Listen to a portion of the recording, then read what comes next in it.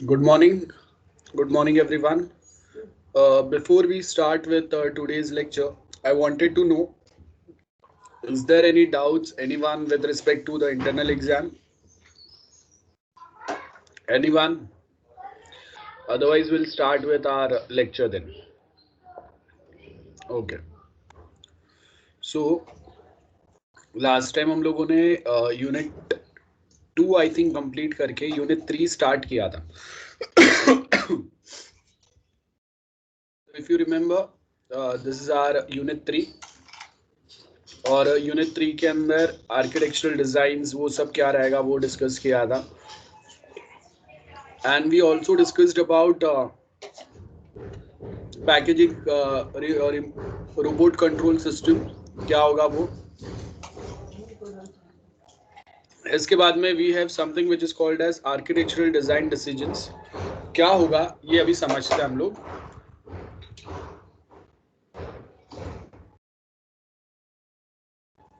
Just 1 minute.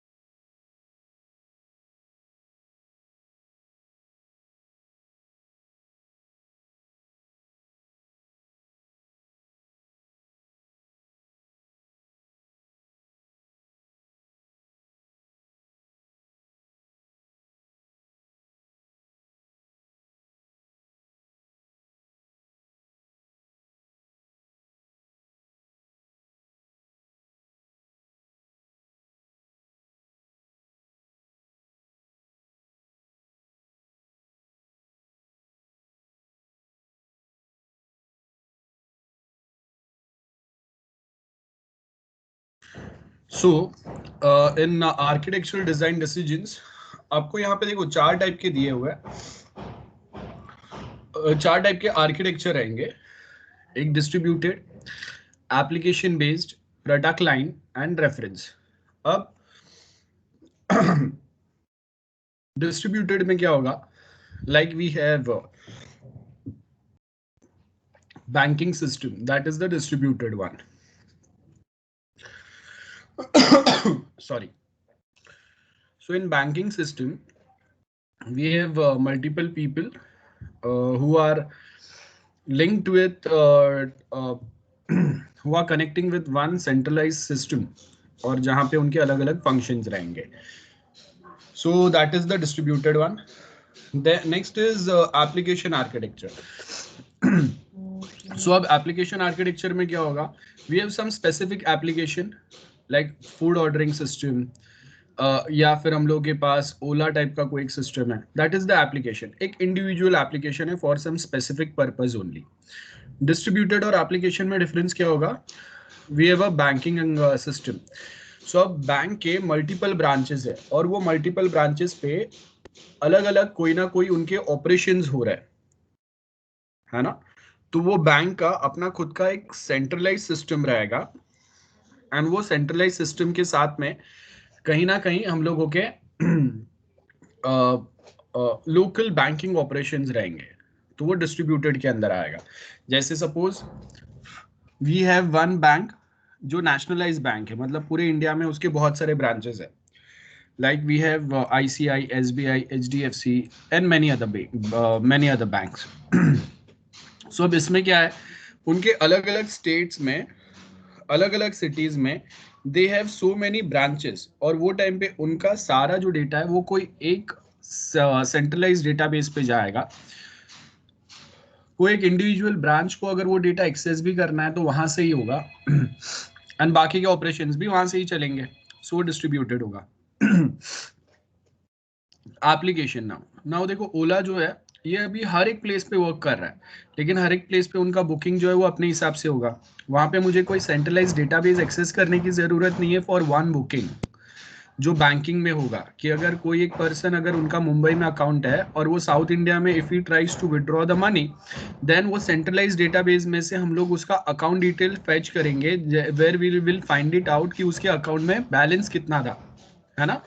And उसके बाद में हम लोग के बाकी के काम होंगे. वैसा यहाँ पे नहीं होगा. प्रोडक्ट लाइन आर्किटेक्चर,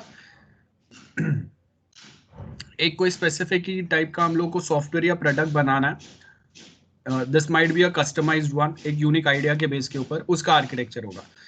रेफरेंस, अब मैंने बोला है कि हम लोगों को एक कॉलेज के लिए सॉफ्टवेयर बनाना है, तो हम लोग क्या करेंगे, बाकी कॉलेजेस या यूनिवर्सिटीज के जो आर्किटेक्चर है उनका रेफरेंस लेंगे, एंड उसमें क्या कॉमन फीचर्स है वो तो हम लोग इम्प्लीमेंट करेंगे, और उसके साथ में अगर उनके कोई यूनिक फीचर्स रहेंगे उसके हिसाब से हम लोग अपने कोई कस्टमाइज फीचर्स बनाएंगे। So that is the reference one. So यहाँ पे आपको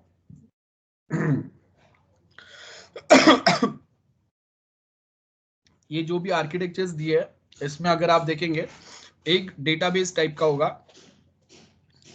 जिसमें क्लाइंट एंड सर्वर्स रहेंगे, and client and server will be accessing a data from this repository, data repository. अब वो एक्सेस कैसे होगा ये हम लोगों को करना रहता है, डिफाइन करना रहता है। ऑब्जेक्ट ओरिएंटेड डिकम्पोजिशन, लाइक हम लोग के पास एक क्लास है या फिर कोई एक कोड हम लोगों को रीयूज करना है फ्रॉम वन प्लेस। सो हम लोगों ने क्या किया, कोई एक लाइब्रेरी बना के रख दिया है, और वो लाइब्रेरी में से एज एंड व्हेन रिक्वायर्ड आप वहां से बहुत सारी चीजें रीयूज करेंगे, है ना। सो that is the decomposition one, कि हम लोगों ने एक बहुत बड़ा लाइब्रेरी, बहुत सारा कुछ कोडिंग करके रखा हुआ है, and as and when required आप अपने एप्लीकेशन के जो मॉड्यूल एंड सब मॉड्यूल है वहां पे आप ये सारे जो चीजें इसको आप कहीं ना कहीं रीयूज करेंगे, है ना। तो आपको एक फंक्शनलिटी या डेटा फ्लो जो है उसको आप डिकम्पोज कर सकते हैं, या फिर कोई कोडिंग है, कोई क्लासेस है, कोई ऑब्जेक्ट्स है, इसको डिकम्पोज कर सकते हैं। अब कंट्रोल स्ट्रेटेजी दो वे में होगा, एक सेंट्रलाइज रहेगा like a centralized like a banking one, and event driven, please mute yourself, एक सेंट्रलाइज रहेगा, बराबर है, like a banking system, and second रहेगा इवेंट ड्रिवन। इवेंट ड्रिवन वाला जैसे हम लोगों के पास स्विगी है, जोमेटो है, या फिर ओला का बुकिंग ऐप है, वैसा होगा। अब आउटलाइन क्या दिया है, आर्किटेक्चर रीयूज। अब ये बहुत जरूरी है, हम लोग हर एक चीज खुद से कभी नहीं बनाते और ना आगे बनाएंगे भी। सो हम लोग सिर्फ बिजनेस लॉजिक जो रहता है उसके ऊपर फोकस करते हैं, वो थोड़े कुछ चीज हम लोग खुद से डेवलप करते हैं, और बहुत सारे जो कॉमन चीजें हैं ना वो कहीं ना कहीं हम लोग रीयूज करेंगे। अगर हर एक चीज अगर हम लोग खुद से बनाने लगे तो सॉरी, अगर हर एक चीज अगर हम लोग खुद से बनाने लगे तो कभी हम लोग का काम खत्म होगा ही नहीं। Okay, and on time project complete होना पॉसिबल ही नहीं होगा। सो यहाँ पे अगर आप देखेंगे we have application architecture, reference architecture हो सकता है, प्रोडक्ट लाइन हो सकता है, जो मैंने आपको पहले तीन बताया। अब आर्किटेक्चरल स्टाइल्स के अंदर क्या रहेंगे, आपके रिपोजिटरी, क्लाइंट, सर्वर वही रहेंगे। कंट्रोल स्ट्रेटेजी सेंट्रलाइज हो सकता है या डिस्ट्रीब्यूटेड हो सकता है ना।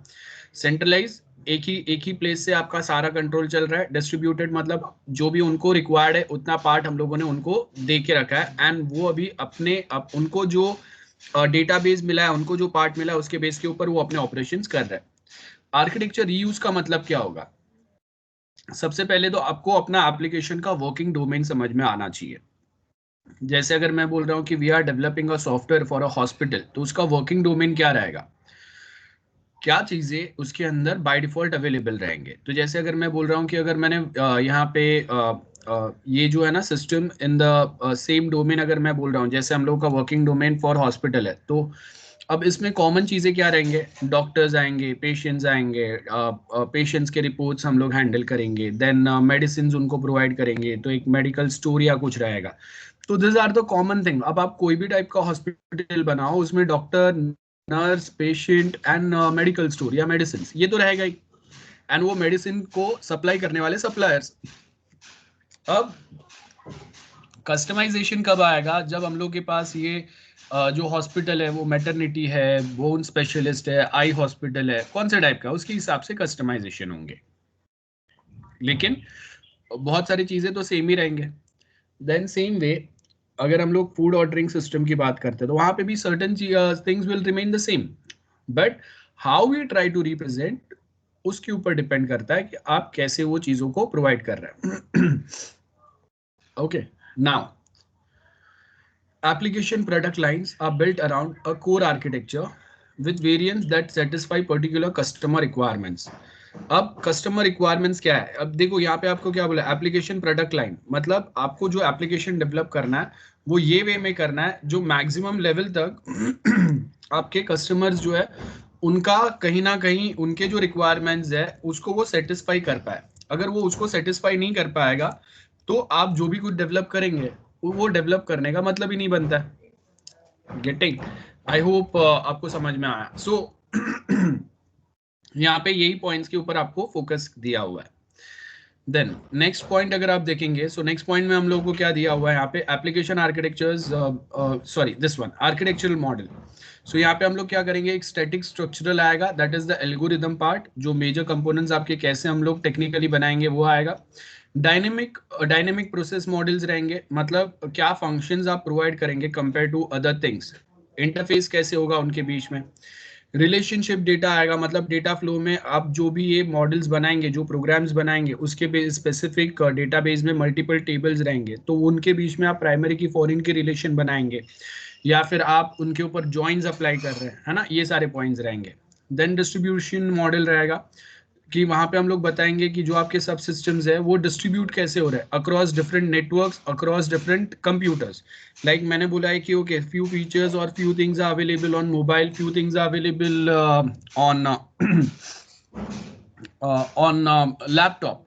ओके, सो वो टाइम पे वो डिफरेंस कैसे होगा, या few things are specifically available for Mumbai, few things are specifically available for Delhi, so distribution कैसे होगा, है ना, वो यहाँ पे बताएंगे। Then system organisation next topic है हम लोगों का। सो अब यहाँ पे क्या बोला है, आर्किटेक्चरल स्टाइल्स के अंदर देखो, architectural models of the system में conform to a generic architectural model और a style, and awareness of this styles can simplify the problem of defining this. मतलब आप अगर अगर आपको पता है कि आपके रिक्वायरमेंट्स क्या है ना। और अभी देखो यहाँ पे क्या बोला है, बहुत सारे जो सिस्टम्स रहते हैं ना, बड़े सिस्टम्स जो रहते हैं ये हेट्रोजीनियस रहते हैं, मतलब सिर्फ एक चीज नहीं कर रहे, वो मल्टीपल चीजें कर रहे हैं, और ये सब हम लोग एक सिंगल आर्किटेक्चरल के अंदर कंबाइन करते हैं। अब आप ये कितने एफिशिएंट वे में कंबाइन कर सकते हो उसके ऊपर आपका काम चलेगा।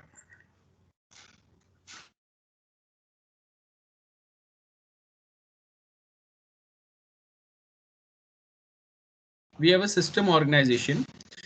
सिस्टम ऑर्गेनाइजेशन क्या करेगा, reflect the basic strategy that is used, like 3 architecture रहेंगे, एक शेयर्ड डेटा रहेगा, एक शेयर्ड सर्विसेज रहेंगे, और उसके साथ में उनके अलग अलग सर्वर्स रहेंगे। तो आपके जो अलग अलग सर्विसेज है उसके हिसाब से यहाँ पे सर्वर्स अलग अलग होंगे, या फिर एक अलग से एब्स्ट्रैक्ट मशीन्स रहेंगे, जैसे एटीएम मशीन है हम लोगों का, जो एक कोई स्पेसिफिक काम के लिए कोई एक स्पेसिफिक पर्पस के लिए वहां पे है और वही काम कर रहा है वो, कि मुझे फिजिकली जो पैसा विड्रॉ करना है उसके लिए बार बार बैंक में ना जाना पड़े, बैंक का लोड ना बढ़े, तो इसके लिए हम लोगों ने अलग से एटीएम मशीन्स लगाए। और आज के टाइम पे हम लोगों ने वो मशीन्स के ऊपर जो वर्क है वो भी बढ़ा दिया है, लाइक आप कैश डिपॉजिट भी वहां पे कर सकते हैं, आप मनी ट्रांसफर भी एटीएम से कर सकते हैं, आप एक मिनी स्टेटमेंट भी एटीएम से ले सकते हैं। सो बहुत सारे छोटे छोटे टास्क के लिए आपको बैंक पे जाने की जरूरत नहीं है।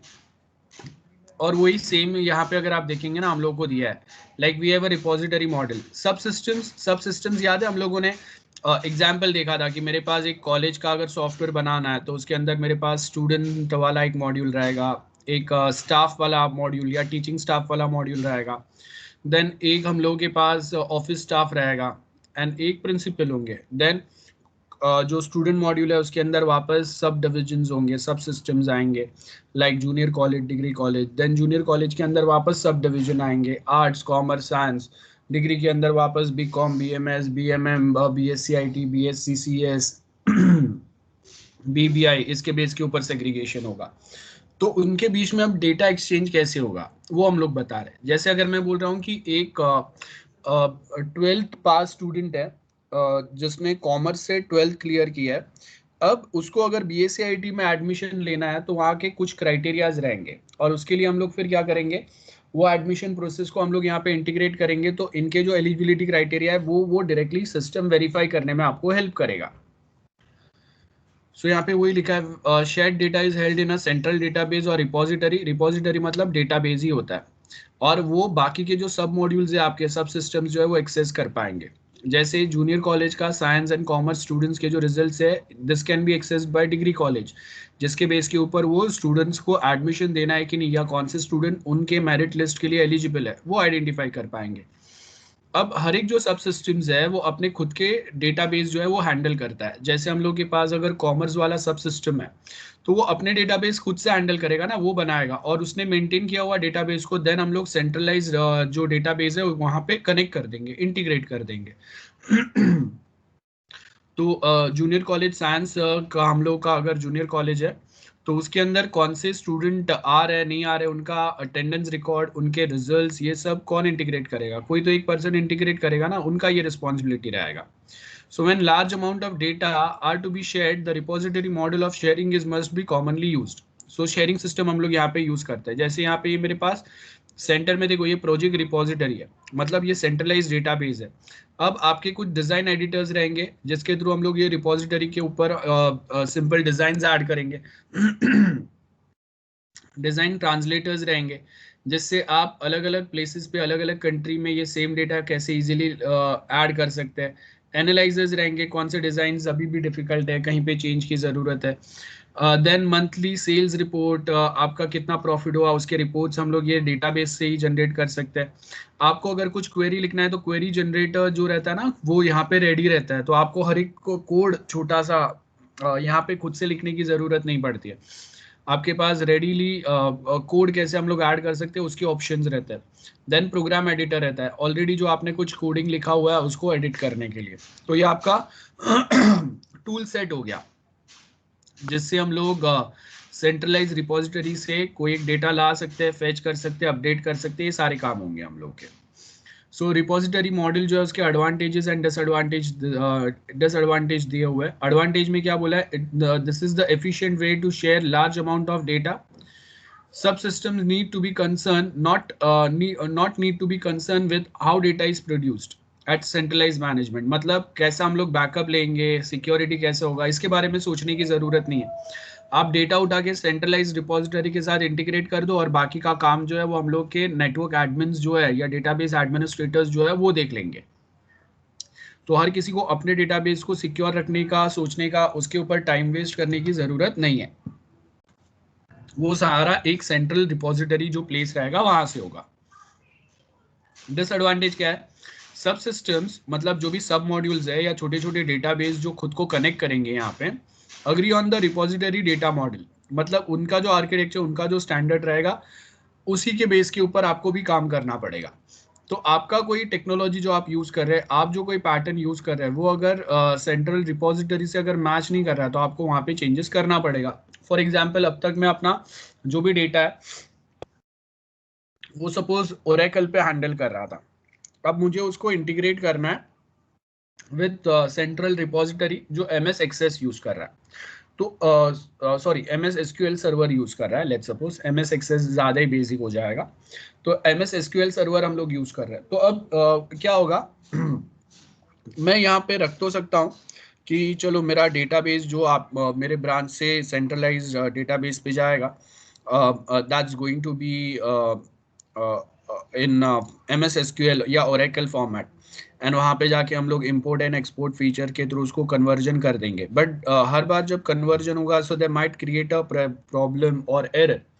सो टू मेक थिंग्स सिंपल, हम लोग बहुत बार क्या करेंगे कि ये एरर्स या ऐसा प्रॉब्लम्स ना हो, इसके लिए हम लोग उसके ऑल्टरनेटिव फाइंड करेंगे। ऑल्टरनेटिव मतलब हर बार कन्वर्जन करने से बेटर है कि आप अपना डेटाबेस का फॉर्मेट ही चेंज करके उसको भी सेंट्रलाइज फॉर्मेट में ही लेके आओ ना, तो आपको यहाँ पे इजी पड़ेगा। अब कभी कभी क्या होता है कि कोई एक सिस्टम जैसे ओरेकल में यूज कर रहा था, it was way better compared to MS SQL server with respect to security and many other features.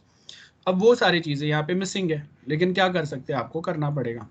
Data evolution is difficult and expensive. Data को इवॉल्व करना, टाइम टू टाइम अलग अलग analysis apply करना, verify करना, है ना, कुछ changes अगर रिक्वायर्ड रहेंगे तो वो करना, तो वो भी यहाँ पे डिफिकल्ट हो जाता है। No scope for scientific management policies and difficult to distribute efficiently. Okay, client server model है।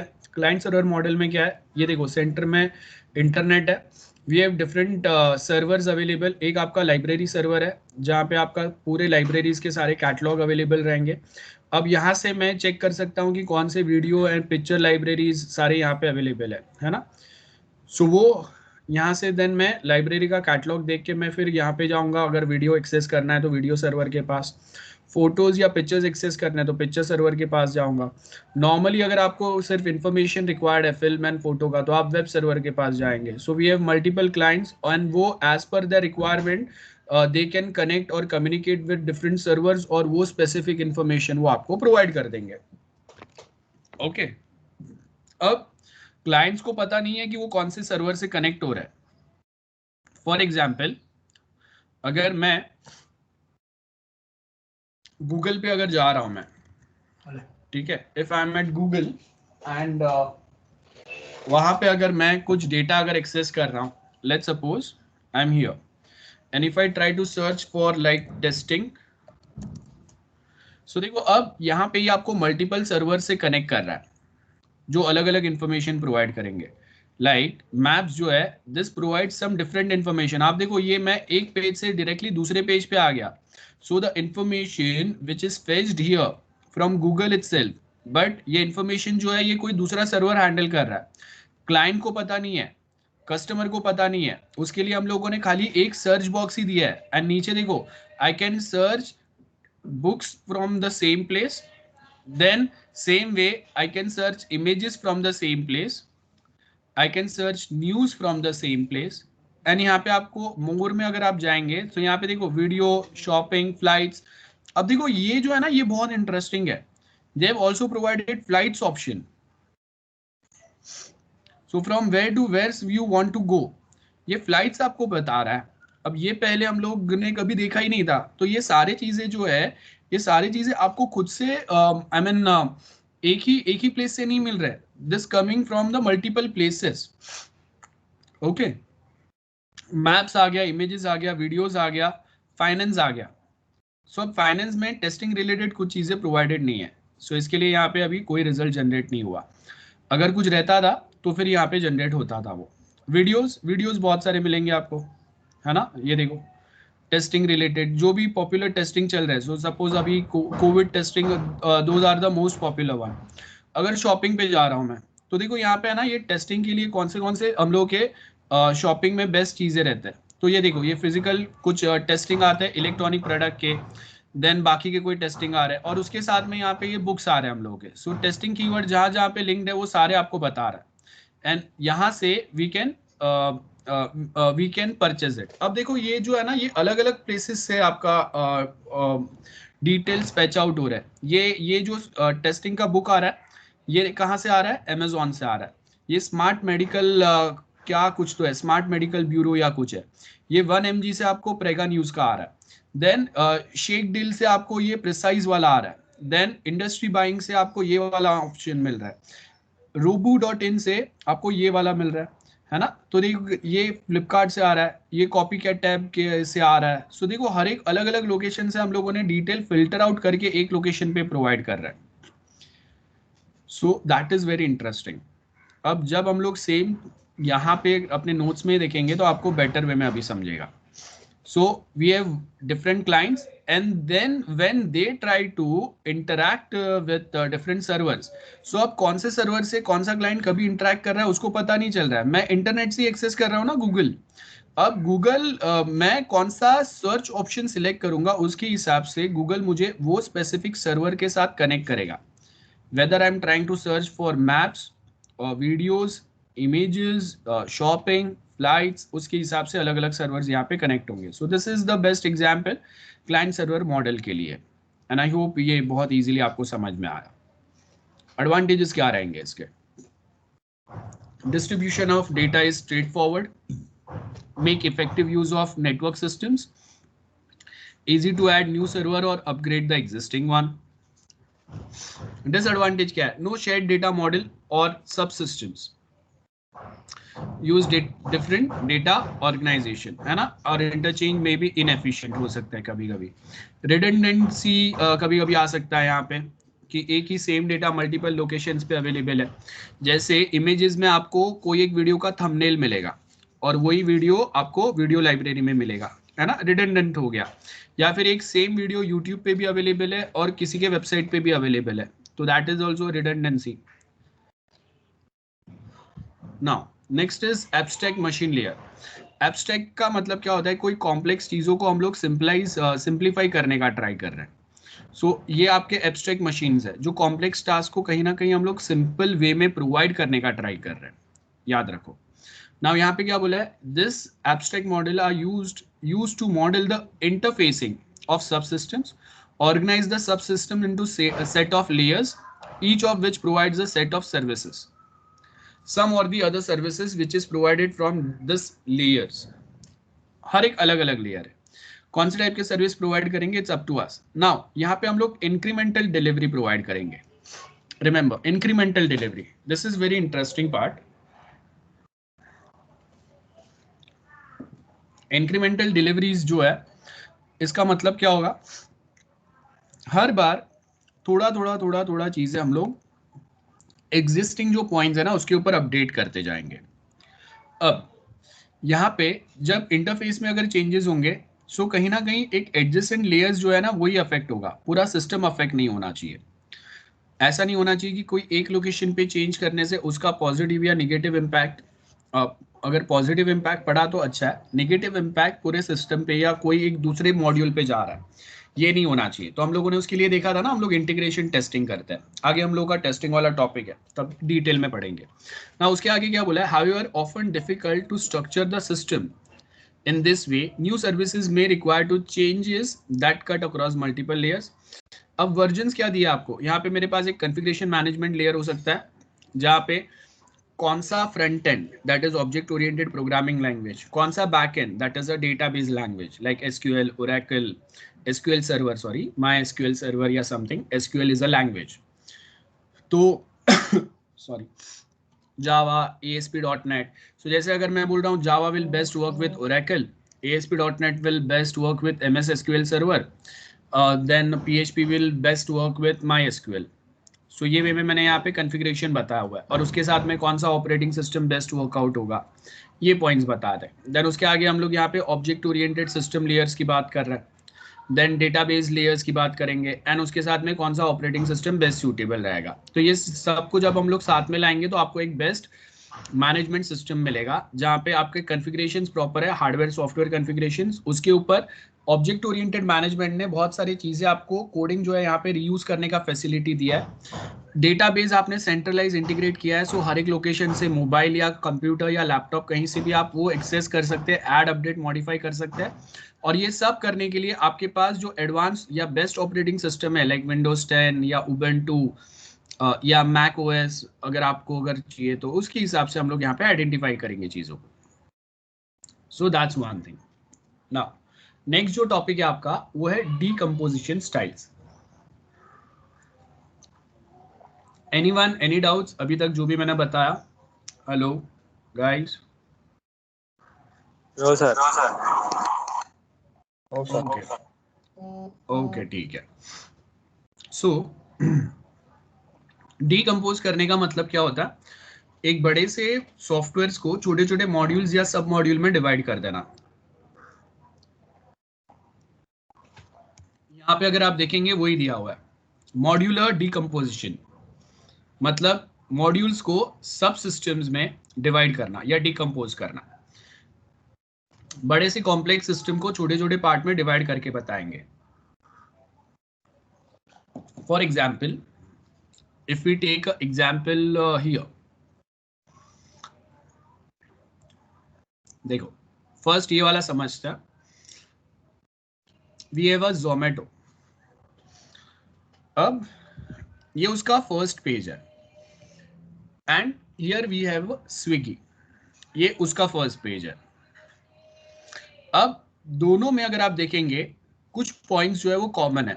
अब कॉमन पॉइंट्स क्या है कि दोनों फूड डिलीवर कर रहे हैं, ये उनका मेन बेसिक डोमेन है, लेकिन अलग अलग वे में दोनों अलग अलग चीजें प्रोवाइड कर रहे हैं। लाइक अगर मैं जोमेटो पे जाऊंगा तो इसने अपना पूरा जो प्रोजेक्ट है ना वो मुझे बहुत सिंपल वे में बताया। सबसे पहले तो यहाँ पे गूगल के जैसा सर्च ऑप्शन है कि मैं यहाँ से ही कोई एक डिश सर्च कर सकता हूँ, कोई एक रेस्टोरेंट सर्च कर सकता हूँ, अगर मुझे कोई क्लब ढूंढना है वो सर्च कर सकता हूँ, है ना। और यहाँ से मैं अपना जो डेस्टिनेशन है वो यहाँ पे करंट जीपीएस यूज करके वो डेस्टिनेशन डाल पाऊंगा।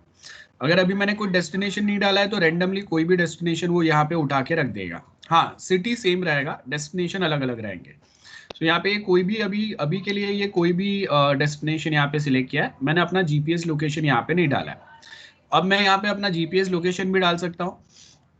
देन मैं यहाँ पे बोलूंगा कि सपोज मुझे यहाँ पे पंजाबी फूड रिक्वायर्ड है। सो देखो ये क्या कर रहा है, आपको यहाँ पे ही सारी चीजें वो प्रोवाइड कर रहा है।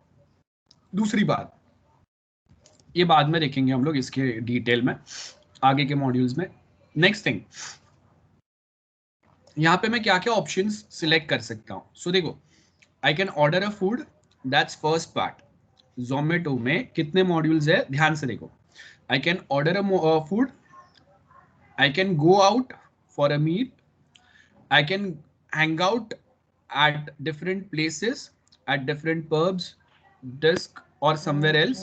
तो नाइट लाइफ के बारे में दिया हुआ है। And third thing, last thing, that is we can go for the pro services, जिससे फर्स्ट 3 सर्विसेज या फर्स्ट 3 मॉड्यूल्स जो है उसमें आपको अलग अलग बेनिफिट्स मिलेंगे। सो आप देखो कि पूरा जो आपका एक पूरा जो सॉफ्टवेयर है उसको उन्होंने कितने सिंपल एक विंडो में बताया हुआ है। और उसी में अगर आप देखेंगे नीचे फिर उसका आपको अलग अलग कलेक्शंस दिए हुए हैं कि अगर सपोज मुझे बाहर जाना है, सो कौन से टाइप के प्लेसेस पे मुझे जाना है, रोमांटिक है, न्यूली ओपन है, या ट्रेंडिंग वन है, या फिर कोई बार टाइप के कोई प्लेसेस है वहां पे जाना है ना। तो ये सारे पॉइंट्स दिए आपको, बट यहाँ पे उन्होंने अपने जो भी एक मेन सिस्टम है और उसके जो सब सिस्टम्स है उसका बहुत डिटेल में आपको यहाँ पे प्रोवाइड किया हुआ है। This is something which is very interesting part, जिसमें आपको वो सर्टेन चीजें बहुत प्रॉपरली प्रोवाइड कर रहा है ना। ये बेनिफिट है उसका। अब हम लोग वापस नोट्स पे आते हैं। सो यहाँ पे अगर आप देखेंगे मॉड्यूलर डिकम्पोजिशन, सब सिस्टम्स एंड मॉड्यूल्स। सब systems is a system in its own right whose operation is independent of the services provided by other subsystems। ठीक है। अब यहाँ पे ये अगर आप देखेंगे, a module is a systems component that provides the services to other components and separate कोई systems को भी हम लोग कंसिडर कर सकते हैं, लेकिन वो हमेशा नहीं होगा। जैसे यहाँ पे अगर मैं बोल रहा हूँ कि हम लोगों के पास एक Zomato है, that is the service which is provided here। अब ये जो सर्विस यहाँ पे प्रोवाइड हुआ है उसके अंदर देखो बहुत सारे अलग अलग चीज है। अलग अलग चीजों का मतलब क्या है कि यहाँ पे मेरे पास अलग अलग बुकिंग ऑप्शंस अवेलेबल है। अब एक जो है वो दूसरे के साथ कहीं पे भी प्रॉब्लम क्रिएट नहीं करेगा, दोनों में अलग अलग है। अगर मैं फूड ऑर्डरिंग की बात करूंगा तो वो टाइम पे वो क्या करेगा, यहाँ पे देखो मेरा कोई अगर लोकेशन यहाँ पे दिया हुआ है, जो भी लोकेशन है फिलहाल के लिए यही है। अब ये जो लोकेशन है उसके बाजू में कौन से रेस्टोरेंट्स अवेलेबल है जो फूड डिलीवर करेंगे, है ना। उसमें कितने मिनट्स में मेरे पास आएंगे वो फूड, एंड अप्रोक्स वहां पे प्राइस रेंज क्या होगा। एंड अगर अगर मैं प्रो कस्टमर हूँ, मतलब मैंने इसका मेंबरशिप लिया हुआ है, तो उस पर अगर कुछ डिस्काउंट्स मिलेंगे तो वो क्या मिलेंगे, कुछ ऑफर्स है तो वो क्या होंगे, है ना। ये सारे पॉइंट्स दिए हुए हैं और प्लस कस्टमर के साइड से उनका रेटिंग कितना है। अब दिस इज अ सेपरेट सब मॉड्यूल जहां पे ये बता रहा है। अब वो क्या बता रहा है कि ओके अभी आपने देखा कि मुझे ये वाला रेस्टोरेंट कोई जो है या ये वाला कोई या ये वाला कोई मुझे पसंद आया, वहां पे मुझे अभी घर पे वो डिलीवर नहीं कर रहा है, तो सपोज मुझे बाहर जाना है वही रेस्टोरेंट पे। सो अब ये दूसरा सब मॉड्यूल आ गया देखो डायरेक्टली गेटिंग। सो अब जब मैं डिलीवरी की बात कर रहा था तो जो भी रेस्टोरेंट्स है ना वो डिलीवरी सपोज 2 3 या 4 किलोमीटर तक के रेडियस में ही कर रहे हैं, उससे ज्यादा दूर वो डिलीवरी के लिए नहीं जाएंगे। लेकिन जब मैं अगर डाइन आउट की बात करूंगा तो मुझे 10 15 20 किलोमीटर दूर के जो रेस्टोरेंट्स या प्लेसेस है ना वो भी बताएगा मुझे। एंड यहाँ पे देखो based on distance I can filter out this as well, getting. Then again this is another sub module. अब ये सारे एक दूसरे से इंडिपेंडेंट है। अगर मुझे लाइव स्पोर्ट्स देखना है, कोई अगर हैप्पी आवर्स वाले प्लेसेस फाइंड करना है, कोई एक बार में जाना है ना, कहीं पे अगर पार्टी चल रहा है वहां पे अगर कहीं पे जाना है, सो यहाँ पे अगर आप देखेंगे this all places are provided here, I can directly book a table from here, ये सारे ऑप्शंस आपके पास अवेलेबल है। So if I have ordered some food, ठीक है, from this place, and then if I try to book a table from this place, ये दोनों individual है, आपस में कनेक्टेड नहीं है। इट्स नथिंग लाइक कि अगर मैं फूड ऑर्डर करूंगा तो मैं यहाँ पे टेबल बुक नहीं कर सकता, और वाइस वर्सा। सो यहाँ पे हम लोग वो जो है ना वो डिफरेंस की बात कर रहे हैं कि द मॉड्यूल्स एंड सब सिस्टम्स आर इंडिपेंडेंट। यहाँ पे जो पॉइंट लिखा हुआ है, they are not dependent on each other.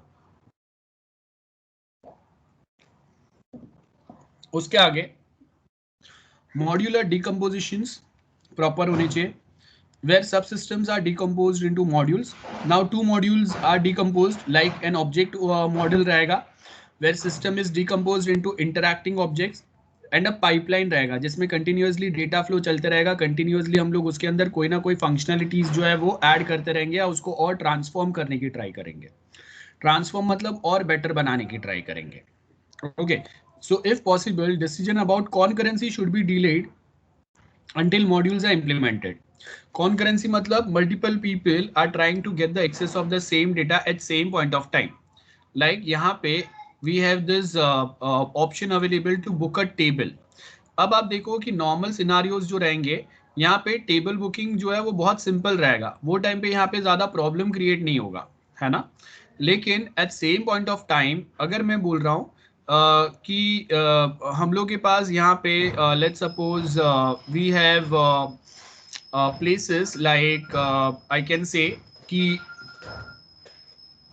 Just 1 minute guys.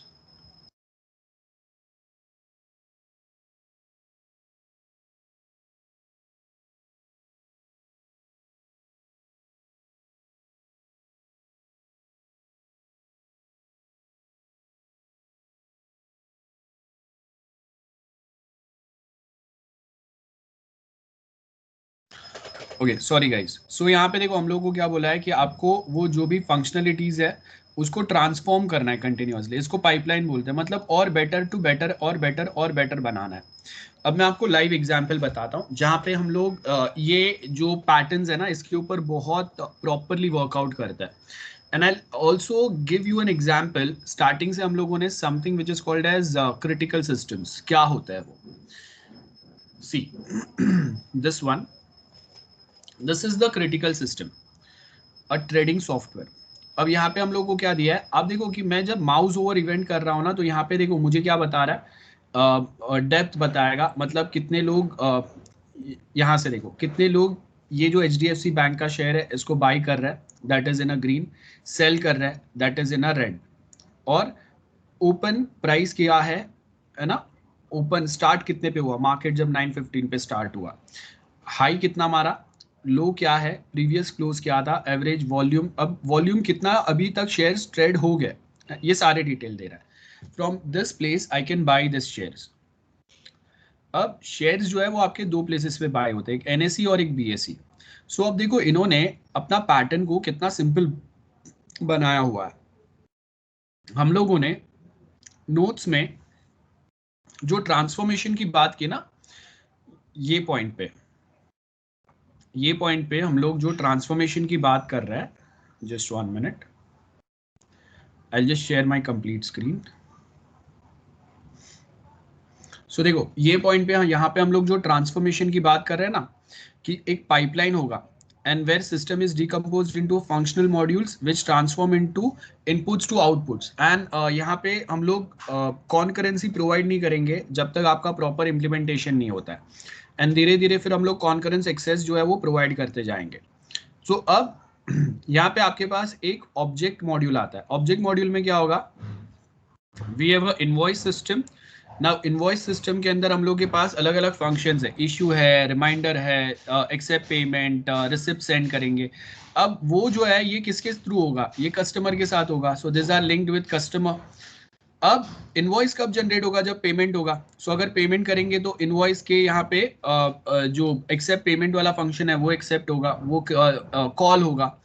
And अगर पेमेंट अगर प्रॉपर हो गया तो फिर हम लोग वो जो भी डिटेल्स है वो आगे सेंड कर देंगे टू द रिसिपिएंट वाला पार्ट, और वहां से क्लाइंट्स और customers can get the detail from it, right. So ये आपका इनवॉइस प्रोसेसिंग सिस्टम हो गया, जहाँ पे हम लोगों ने मल्टीपल चीजें जो है वो साथ में एडिट करके रखा हुआ है। सो यहाँ पे आपको वही बोला है, ऑब्जेक्ट मॉडल एडवांटेज डिसएडवांटेज क्या रहेगा, ये लूजली कपल्ड रहते हैं। मतलब यहाँ पे अगर मैं कोई एक क्लास को इसमें ऐड करता हूँ या यहाँ से डिलीट करता हूँ, उससे मेरे पूरे सिस्टम को कहीं पे फर्क नहीं पड़ेगा।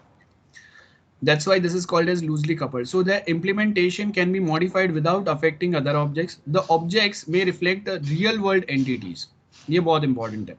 जैसे अगर मैं यहाँ पे जोमेटो पे भी जा रहा हूँ, यहाँ पे हम लोग बाद में आता है, अगर मैं जोमेटो पे भी जा रहा हूँ तो ये रियल वर्ल्ड एंटिटीज जो है वो मुझे रिप्रेजेंट कर रहा है ना, कि मैं एक्चुअल में हम लोग जैसे अगर पहले कॉल पे अगर टेबल बुक कर रहे थे, वो सेम चीज यहाँ पे हो जाएगा।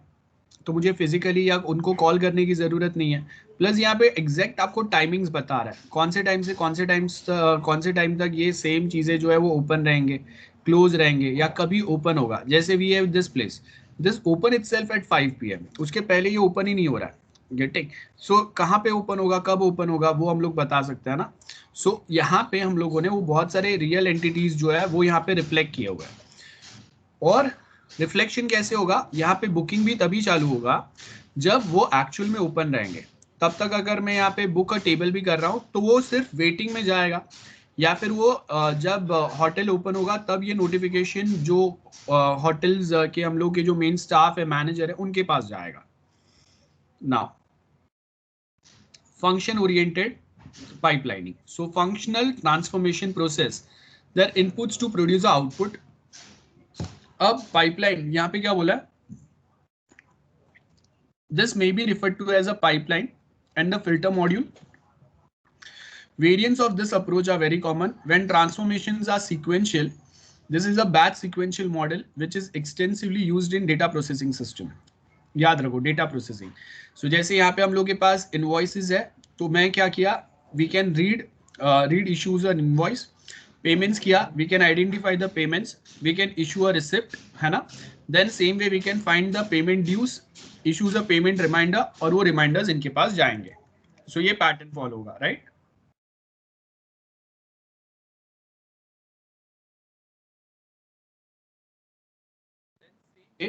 We have this pipelines. So जो मैंने आपको बताया वो सेम यहाँ पे हो रहा है। Next is a control system. Now are the concerns with the control flow between subsystem distinct from the system decomposition model। जैसे यहाँ पे आपको बोला है we have a centralize control and event based control. Centralize control का मतलब क्या है कि आपका जो मेन, जैसे at this software we have a centralize control, मतलब जब मार्केट ओपन है ना, like from 9:15 to some specific time, market open है तब तक आपको ये नंबर्स जो है वो चेंज होते हुए दिखेंगे। यहाँ पे ये देखो, ये सारे नंबर्स अगर आप देखेंगे, this numbers are moving, they are changing constantly, they are not constant. आपको यहाँ पे हर एक नंबर में कुछ ना कुछ चेंजेस होते हुए दिखेंगे हर एक प्राइस में, है ना। This is the price. So यहाँ पे देखो, ये अगर आप देखेंगे यहाँ पे ये प्राइस जो है इसमें चेंजेस हो रहा है, दिस इज नॉट कांस्टेंट, वो अप एंड डाउन हो रहा है। सो अब ये अप एंड डाउन कब तक होंगे, जब तक यहाँ पे हम लोग के पास दो पॉइंट्स है, जस्ट 1 मिनट।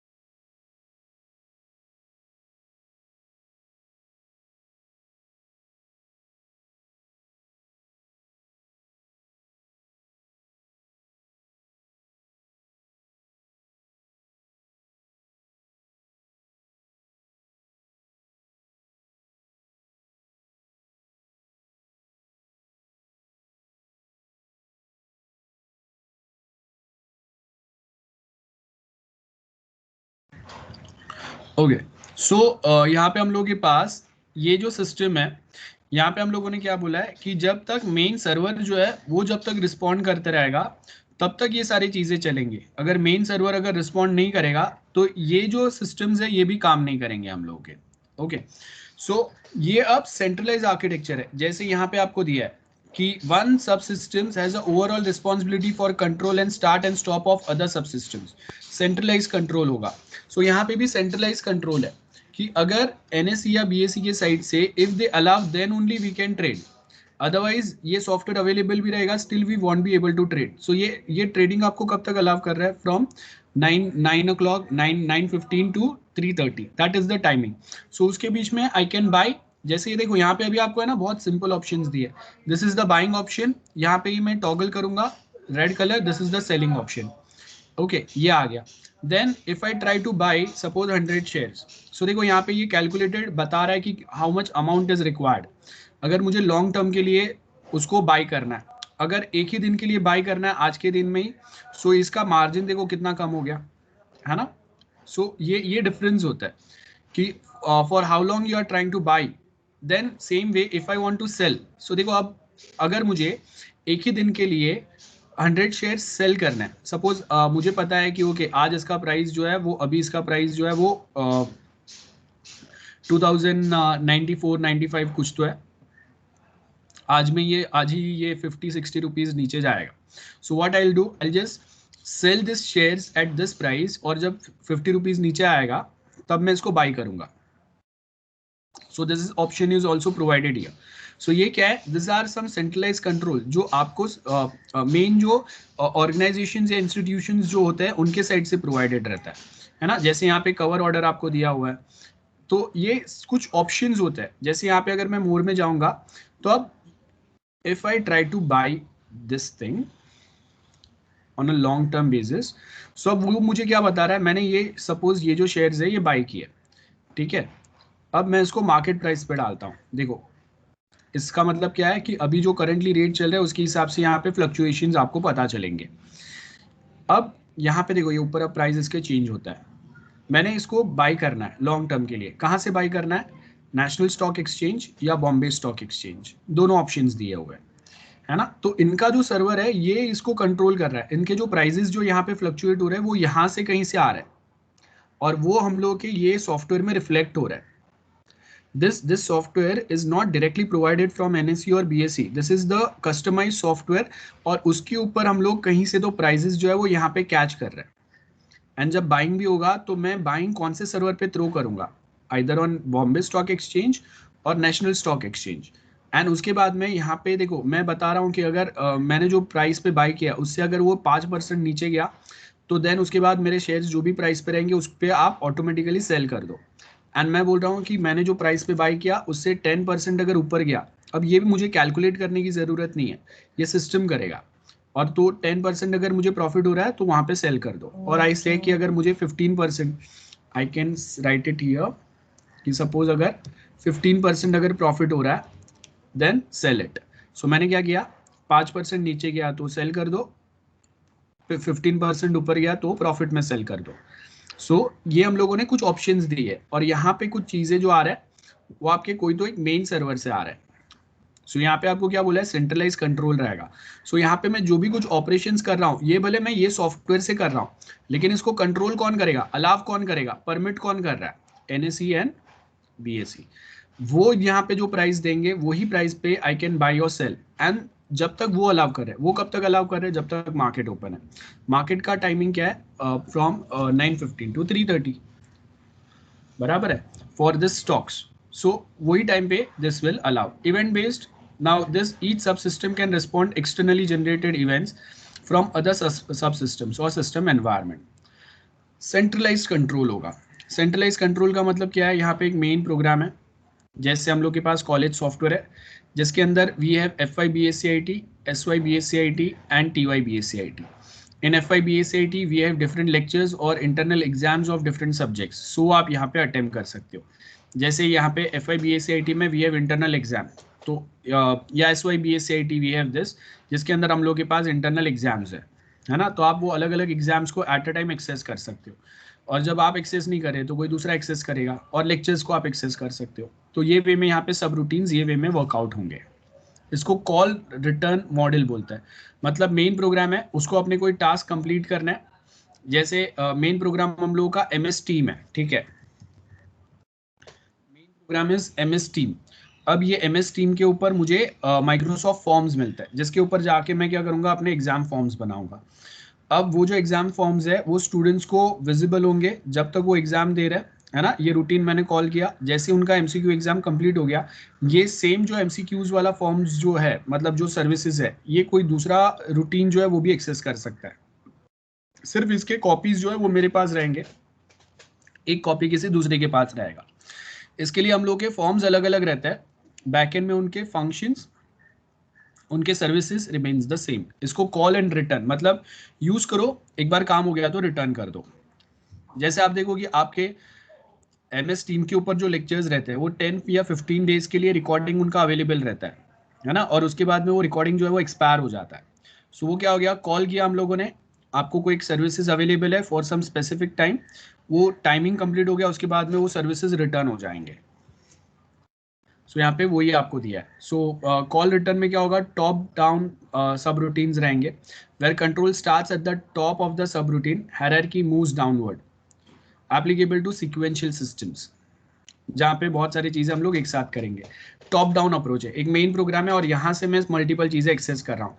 जैसे मेरे पास ये एक टॉप प्रोग्राम है और यहाँ से मैं मल्टीपल चीजें एक्सेस कर रहा हूँ। क्या मल्टीपल चीजें, I can buy some shares, I can sell some shares, I can take the I can have a look at these things, I can apply my own statistics, ये सारे options यहाँ पे available है।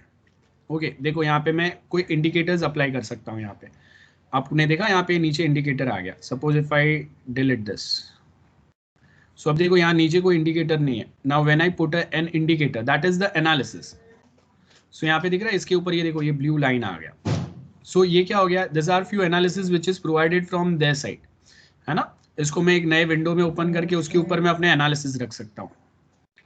सो सारी चीजें जो है वो यहाँ पे पॉसिबल रहेंगे। सो इसका मतलब क्या है कि यहाँ पे हम लोग के पास टॉप डाउन है, जिसके अंदर कोई एप्लीकेशन जो है, इसके अंदर हम लोग सर्टेन पॉइंट्स जो है, सर्टेन चीजें जो है वो डायरेक्टली यहाँ पे चेक कर सकते हैं, व्यू कर सकते हैं। ओके ये आपके बेनिफिट्स रहेंगे यहाँ पे। एंड जब अगर नहीं रिक्वायर्ड है तो हम लोग इसको ऐड कर सकते हैं, क्लोज कर सकते हैं, जो भी आप बोलो। सो ये आपके बेनिफिट्स हो गए। कॉल रूटीन सब रूटीन है। रियल टाइम में क्या होगा, रियल टाइम, अब देखो this is the real time application. Okay this is real time, अभी जो चल रहा है ना वो यहाँ पे बता रहा है आपको। अब ये अगर अभी का प्राइसेस अगर नहीं बताएगा, this will create a problem. जैसे suppose if I want to buy a Reliance share, बराबर है। अब ये मुझे जो प्राइस बता रहा है और एक्चुअल में NSE पे जो प्राइस चल रहा है उसमें अगर डिफरेंस है तो क्या होगा, I have placed a order at 2092 और उसका प्राइस जो है वो एक्चुअल में सपोज हो गया 2080, तो मतलब मैंने कितना कॉस्टली में एक शेयर मुझे पड़ा। एंड उसका रीजन क्या हुआ, रियल टाइम में ये रिफ्लेक्ट नहीं कर रहा है। सो देखो ये रियल टाइम में रिफ्लेक्ट कर रहा है। यहाँ पे ऊपर अगर आप देखेंगे द प्राइजेस आर रिफ्लेक्टेड, ये टैब में भी देखो द एक्चुअल प्राइस रिफ्लेक्शन चल रहा है। अब ये किसका रिफ्लेक्शन चल रहा है, जिसका यहाँ पे मैप ओपन है। अगर मैं ये मैप अगर ओपन करूंगा तो ये विंडो में भी आपको रियल टाइम प्राइस बताएगा, ये टैब में भी आपको रियल टाइम प्राइस बताएगा, और यहाँ पे when I try to purchase it यहाँ पे भी वो रियल टाइम बताएगा। This is something which is a real time. And यहाँ पे ये बहुत इंपॉर्टेंट है, क्योंकि ये रियल टाइम अगर नहीं होगा तो मुझे प्रॉफिट भी हो सकता है, लॉस भी हो सकता है, और छोटा मोटा नहीं बहुत बड़ा हो सकता है, because people are there who invest in lakhs and crores of rupees at a time. तो अगर ये रियल टाइम नहीं होगा तो this will create a big problem for everyone. So real time system controls, एक सिस्टम कंट्रोलर रहेगा, आपके पास यूजर इंटरफेस है जिस पे रियल टाइम में इंफॉर्मेशन आ रहा है। अगर कोई फॉल्ट आएगा तो यहाँ पे हम लोग के पास फॉल्ट हैंडलर रहेगा, जो आपको सर्टेन टाइम के लिए सपोज आपका सिस्टम को ब्लॉक कर देगा कि आप you will not be able to buy और sell something for some time, है ना। देन हम लोग के पास यहाँ पे अगेन दूसरे प्रोसेसेस रहेंगे, सेंसर्स रहेंगे जो यहाँ पे आपको कोई एक इंडिकेशन बताएंगे, एंड कंप्यूटेशन ऑपरेशंस रहेंगे। कंप्यूटेशन ऑपरेशन का मतलब क्या हो गया, इफ आई से कि मुझे 1000 शेयर्स अगर रिक्वायर्ड है तो ये कंप्यूटेशन आ रहे हैं, देखो मैं बोल रहा हूँ कि मुझे 10% नीचे जाएगा तो 5% नीचे जाएगा, सेल करना है। 10% या 20% ऊपर जाएगा तो मेरे प्रॉफिट बुक करके बाहर निकलना है। ये क्या हो गया, कंप्यूटेशंस हो गए, है ना। लॉन्ग टर्म के लिए कंप्यूटेशन मतलब पूरा प्राइस पे करो। शॉर्ट टर्म के लिए एक ही दिन में, आज लिया मैंने 330 को सेल करना है, उसके लिए देखो प्राइसेस आपके अलग है। So this are the computation. So ये जो कंप्यूटेशन है वो आपको कैलकुलेट करके बता रहा है इन अ रियल टाइम। सो यहाँ पे आपको क्या बोला है, इवेंट ड्रिवन सिस्टम्स है। Now driven by externally generated events where the timing of the event is out with the control and सब systems which process the event. Now two principles रहेंगे, एक ब्रॉडकास्ट मॉडल रहेगा and एक interrupt driven model रहेगा। Broadcast का मतलब क्या है, broadcast to all subsystems, जो भी चल रहा है वो सबको पता चलेगा। यहाँ पे वो सेम हो रहा है, we have this is the broadcasted one. तो अगर मैं यहाँ पे अगर कुछ बाय करूंगा तो ये आगे एनएससी में भी पता चलेगा, मेरे अकाउंट में भी रिफ्लेक्ट होगा, बराबर है। एंड अगर मैं यहाँ पे कोई ऑपरेशन करूंगा तो वो सेम पता चलेगा। देखो यहाँ पे ये ब्रॉडकास्ट हो रहा है, this is getting broadcasted here, as you can see here. See की कौन बाय कर रहा है, नाम ये कुछ नहीं आएगा, but who is buying this, what is the quantity, who is selling this, what is the quantity. और ऐसा आपको बहुत बड़ा एक डिटेलिंग यहाँ पे पता चलता है, क्योंकि how many people are there who tries to bye.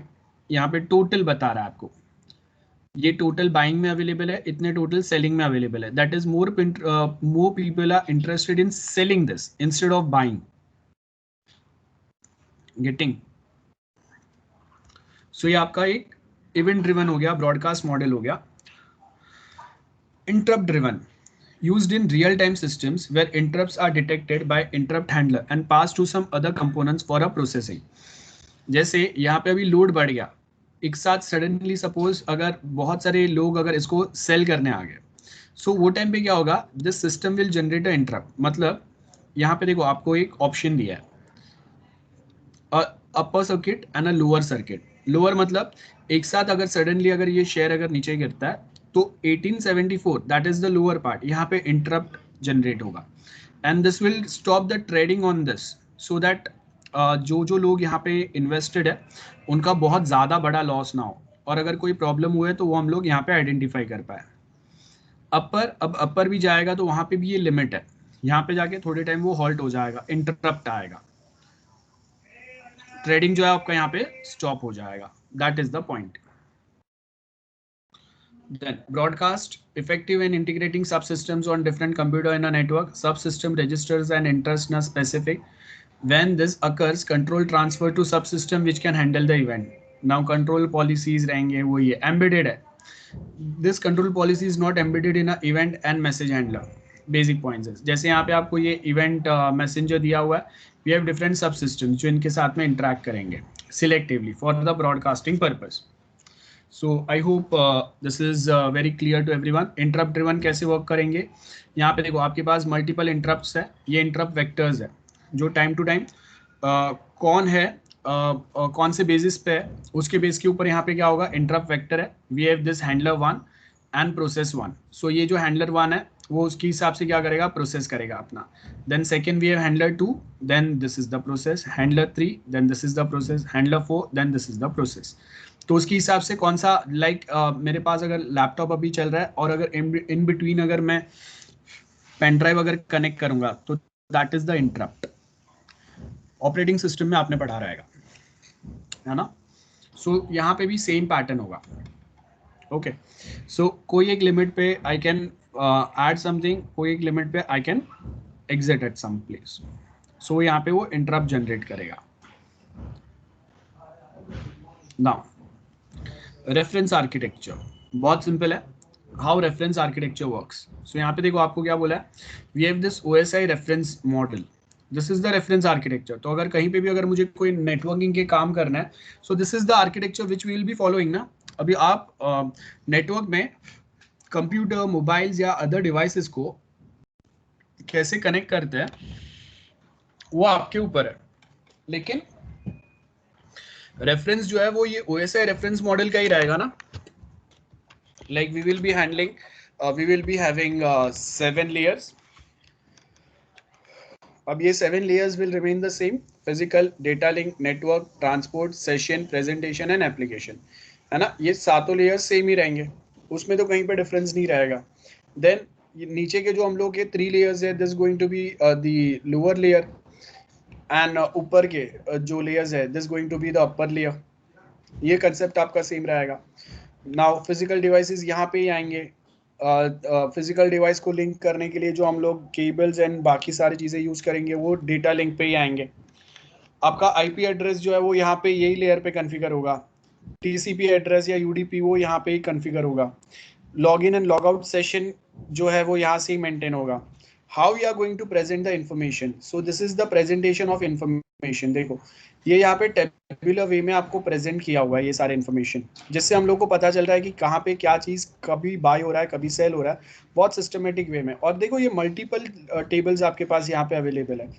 So this is for other, this is for some another share. तो यहाँ पे आपको ये मल्टीपल अलग अलग टेबल्स है, और हर किसी के लिए आपको ऐसे टेबल्स मिलेंगे बड़े बड़े, है ना।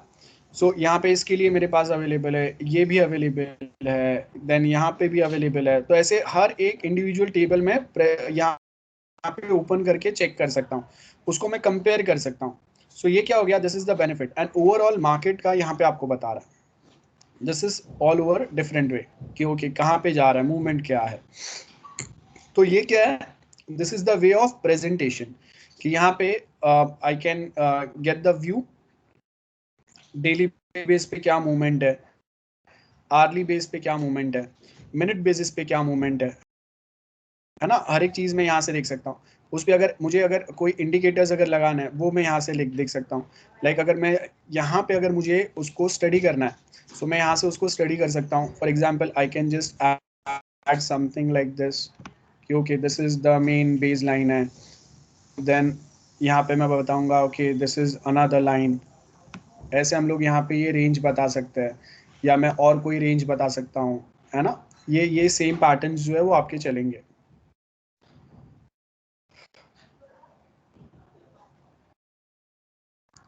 सो ये क्या हो गया, दिस इज द प्रेजेंटेशन। तो आप सिंपल वे में प्रेजेंट करो जिससे लोगों को समझ में आए।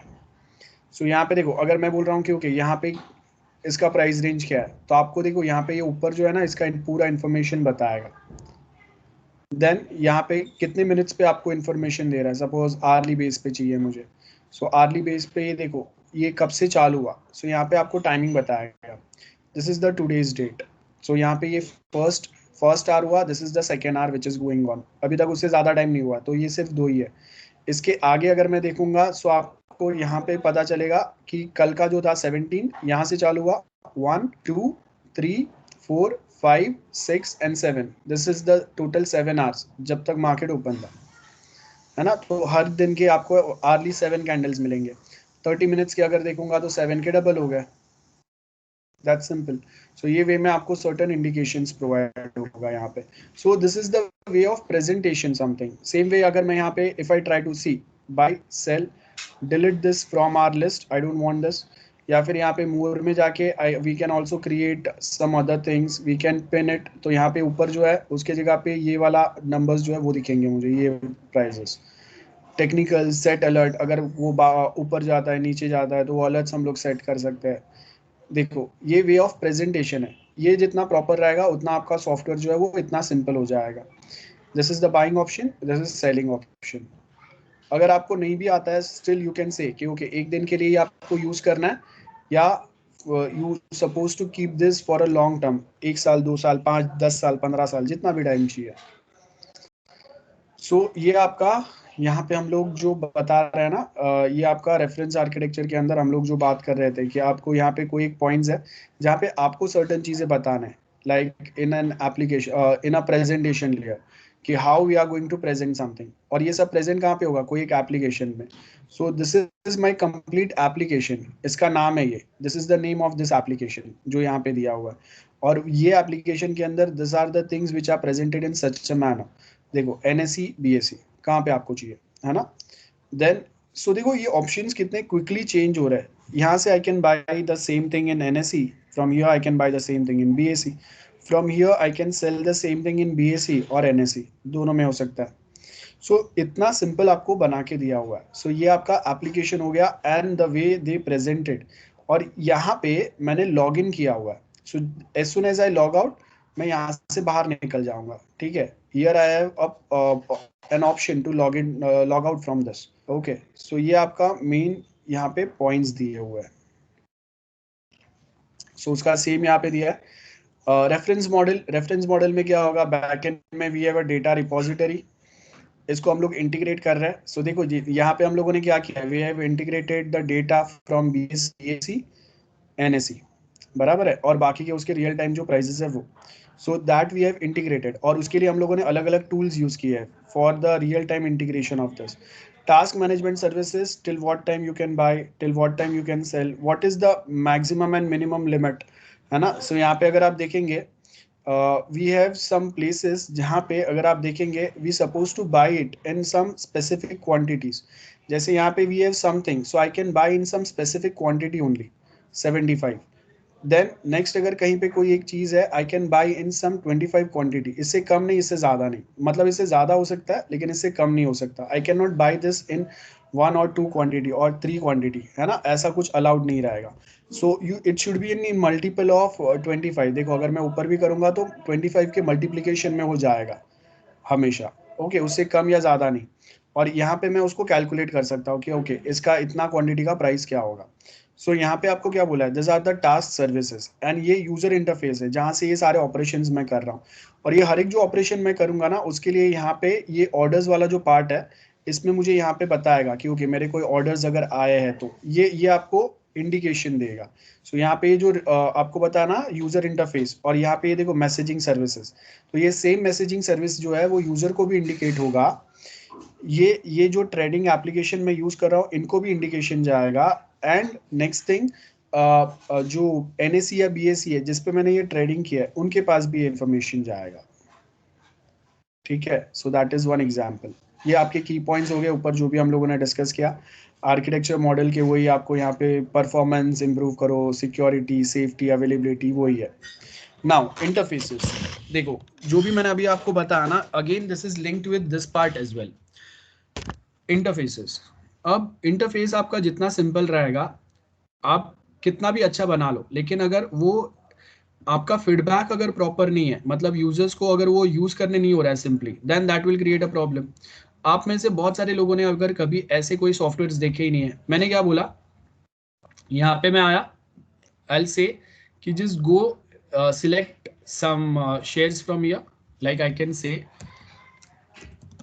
HDFC। देखो यहाँ से आई कैन सिलेक्ट दो स्क्रिप्ट्स, है ना, I can click on add, तो ये आपके लिस्ट में ऐड हो जाएगा, जो ऑलरेडी एडेड है उसके ऊपर राइट मार्क दिखेगा। अब माउस ओवर, बाय इवेंट आ गया, सेल आ गया, सेम विंडो देखो चेंज हो रहा है। देन बाय करना है, मेरे अकाउंट में जो पैसा है वो मुझे पता है, लेकिन यहाँ पे अगर मुझे इसके 250 क्वांटिटीज अगर बाय करना है तो क्या प्राइस होगा मुझे पता नहीं है। दिस कैलकुलेट्स फॉर मी, मुझे अलग से कैलकुलेटर लेने की ज़रूरत नहीं है, एक दिन के लिए भी ये कैलकुलेट करके बताएगा मुझे। देन लॉन्ग टर्म के लिए चाहिए, क्या प्राइस पे बाई होना चाहिए, क्या प्राइस के नीचे जाएगा तो ज़्यादा लॉस नहीं होना चाहिए, वो यहाँ पे बताएगा, है ना। अब मैं इसको अगर कम कर रहा हूँ, यहाँ पे देखो ये प्राइसेस कम हो गए मेरे, इसको अगर मैं 50 करूँगा, यहाँ पे अगेन प्राइसेस जो है मेरे चेंज हो गए। लिमिट मतलब मुझे चाहिए कि ये जो है ये मुझे यही प्राइस पे रिक्वायर्ड है, तो उसके हिसाब से यहाँ पे कितना कैलकुलेशंस होगा वो बता रहा है आपको। तो इसका मतलब क्या हुआ कि ये मेरा जो GUI है वो इतना सिंपल है कि बहुत सारे ऑपरेशंस जो है वो मैं बहुत इजीली यहाँ पे कर पा रहा हूँ। उसके साथ में मुझे उसको एनालिसिस चाहिए। सो देखो यहाँ पे बाय डिफॉल्ट उन्होंने खुद के बहुत सारे एनालिसिस दिए हुए हैं। रेड वन सेलिंग है, ग्रीन वन बाइंग है। सो यहाँ पे नीचे अगर आप देखेंगे बार, इससे आपको पता चलेगा कि कितना बाइंग कितना सेलिंग हुआ। इस ये भी अगर नहीं समझ में आ रहा है, दूसरे इंडिकेशंस आप यूज कर सकते हो। देखो इतना सिंपल यहाँ पे दिया हुआ है। दिस इज समथिंग जहाँ पे आपको बहुत सारी चीजें मेंशन किए हुए हैं। ओके, आपने बहुत बार न्यूज में और वहां पे देखा रहेगा ऐसा। देन ऐसे कोई चार्ट्स है। Then if I want to compare it, suppose ये है एंड इसको अभी मुझे कंपेयर करना है किसी दूसरे के साथ में, सो वो मैं यहाँ पे कंपेरिजन ला सकता हूँ। Suppose I will compare it with Kotak. So यहाँ पे अभी आप अगर देखेंगे वी हैव दिस लाइन, देखो यहाँ पे कोटक जो है ये पर्पल में आ रहा है, एंड ऊपर वाला HDFC जो है वो मैं सपोज बता रहा हूँ कैंडल में। सो देखो this are the two indications जहाँ पे हम लोग मैच करने की ट्राई कर रहे हैं कि दोनों का मूवमेंट साथ में चल रहा है, अलग अलग है। ये आप देखो, ये समथिंग जो आपको GUI इतना प्रॉपरली दिया हुआ है, सर्टन चीज़ें इतने सिंपल करके दी है, मुझे ज़्यादा खुद से मेहनत करने की ज़रूरत नहीं है। मुझे अगर थोड़े कुछ क्या होता है ये अगर ये समझ में आता है ना, मैं बहुत इजीली वर्कआउट कर पाऊंगा। यहाँ पे अगर मैं बोल रहा हूँ कि मुझे इस पे बैंड ऐड करना है, ये देखो क्या प्राइस बैंड में ये चलता है, इसके ऊपर दूसरे इंडिकेटर्स ऐड करना है, वो यहाँ पे होगा।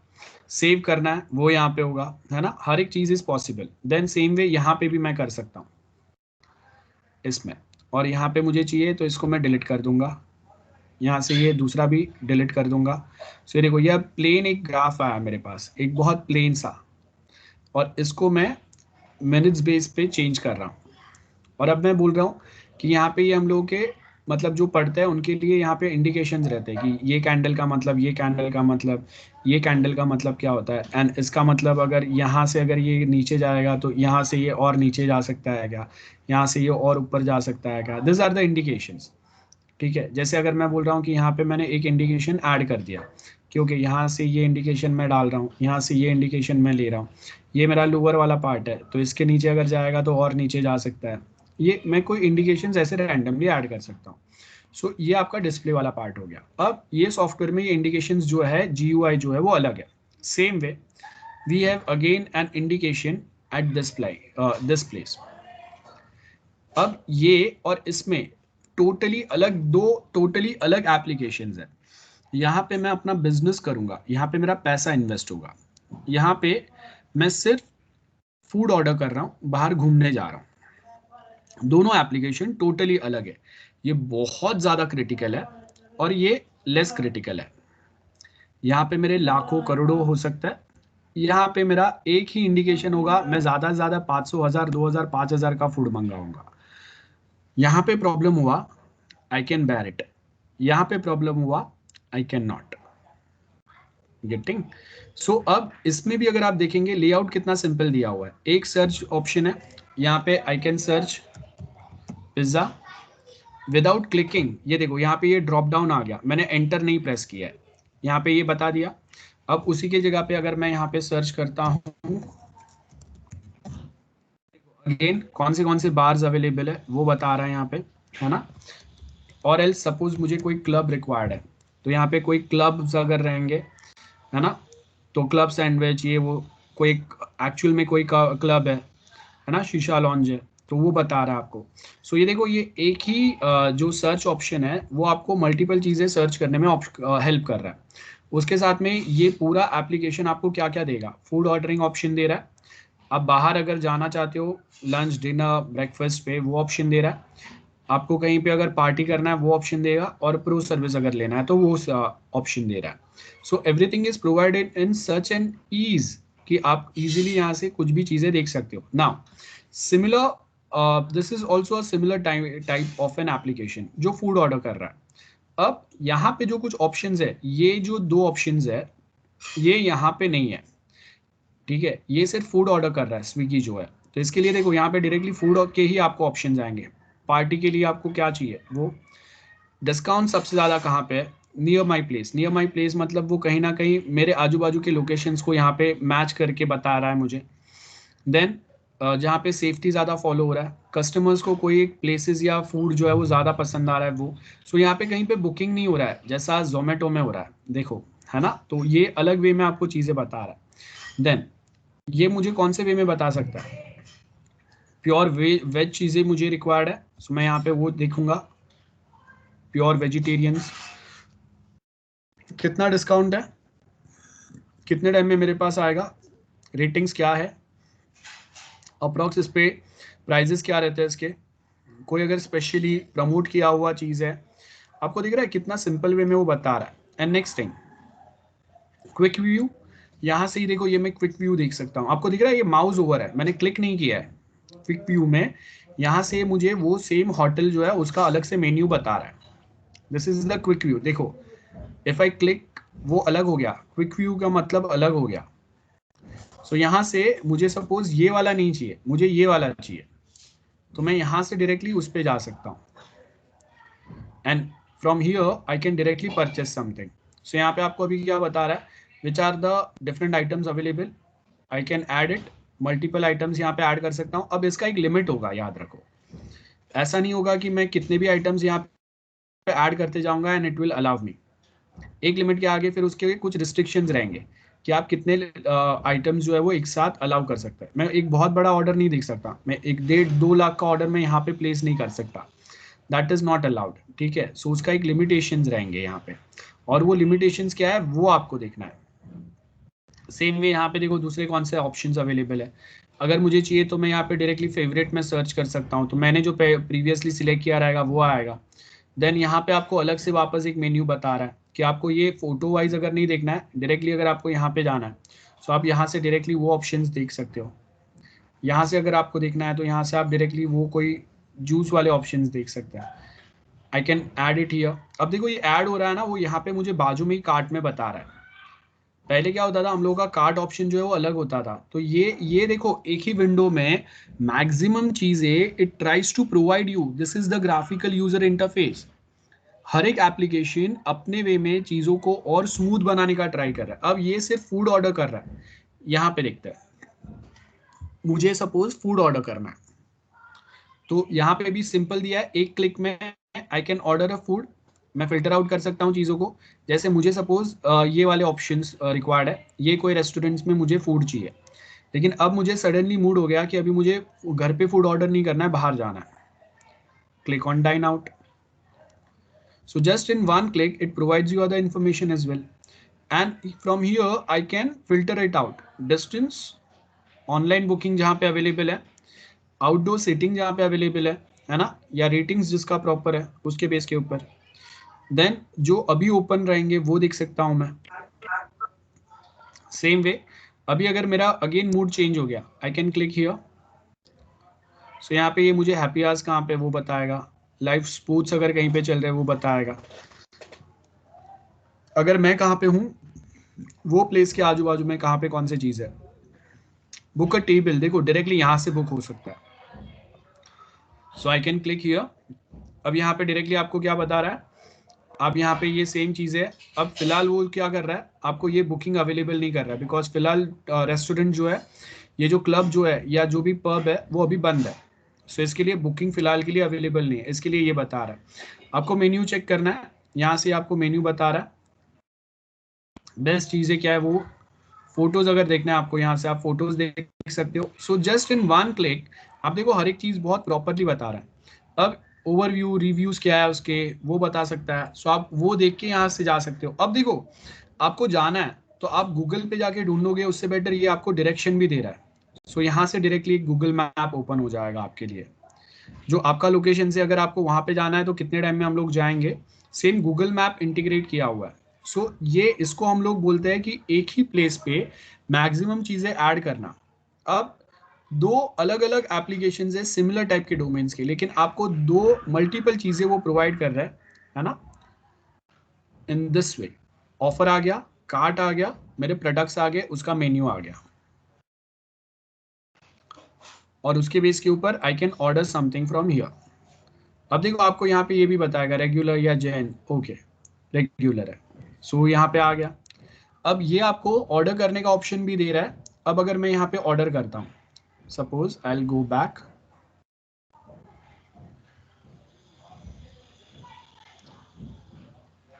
अगेन ऑन जोमेटो, मुझे सपोज फूड ऑर्डर करना है।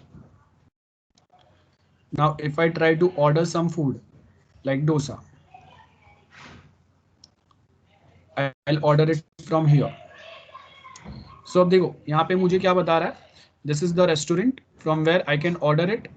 सो यहाँ पे अभी बता रहा है कि उनके रेटिंग्स हर एक फूड के क्या है। Suppose I have ordered added this one. अब कस्टमाइज करने का ऑप्शन दे रहा है। अब वो हर कोई आपको कस्टमाइज करने का ऑप्शन नहीं दे रहा है। देखो मुझे पनीर चाहिए, चीज़ चाहिए, बटर एक्स्ट्रा चाहिए या घी वाला चाहिए, सो आई विल से कि जैसा है वैसा दे दो। अब यहाँ पे ये आपका ऑर्डर हो गया। अब देखो ये नीचे आपको सब टोटल बता रहा है, यहाँ पे ये बाजू में आपका कार्ड बता रहा था, है ना। सो अगेन दोनों अपने वे में चीजों को कस्टमाइज करने का ट्राई कर रहे हैं. Suppose if I add this one, आपको दिख रहा है नीचे सब टोटल दिख रहा है. एंड अगर मैं कंटिन्यू करूंगा तो this will take you to the final card जहां से चेकआउट होगा. एंड यहाँ पे इन्होंने क्या किया है, यहाँ पे ये भी चेकआउट की ऑप्शन दे रहे हैं आपको, लेकिन यहाँ पे हर एक चीज आपके कितने क्वांटिटी में एडेड है ये आपको ये वे में व्यू बता रहा है ना. और ये आपको कुछ अलग वे में व्यू बता रहा है. सपोज मैं यहाँ पे अभी ये पॉइंट ऐड करता हूँ, दैट्स इट. सो यहाँ पे आपको वापस बता रहा है आपका टोटल क्या हुआ. देन योर ऑर्डर, यहाँ से अगर मैं देखूंगा तो यहाँ पे देखो आपको दिख रहा है ये पूरा कार्ड मुझे अलग से बताएगा. एंड यहाँ से I can again add, update और डिलीट और मॉडिफाई समथिंग. सो ये सेम चीज देखो ये वन क्लिक के ऊपर हर एक जगह पे अवेलेबल है. अब जो क्विक व्यू आपको यहाँ पे मिल रहा था वैसा कुछ व्यू आपको यहाँ पे मिल रहा है क्या, वो भी हम लोग देख सकते हैं. देखो यहाँ पे वैसा कोई क्विक व्यू नहीं है, लेकिन आपको यहाँ पे सर्टेन चीजें अलग वे में दी है कि अगर मेरे पास प्रो मेंबरशिप है तो मैं उसके बेस के ऊपर फाइंड आउट कर सकता हूँ कि कौन से बेस्ट बाजू में. This is everything about GUI या UI बोलते हैं उसको, यूजर इंटरफेस या graphical user interface. Why should you care about is interface policies? Interface consistency. अब अगर ये प्रॉपर नहीं रहेगा this will cost a big $1 billion loss to a company. क्यों? Zomato makes things difficult for me. Swiggy वही चीज simple way में बता रहा है. अब Zomato क्या क्या सर्विसेज प्रोवाइड करता है मुझे कैसे पता चलेगा? अगर वो यहाँ पे स्विगी के जैसी ऑनलाइन फूड का ही अगर मुझे ऑप्शन देगा, ठीक है मैं इसको खाली कर देता हूँ. Suppose if I go up here,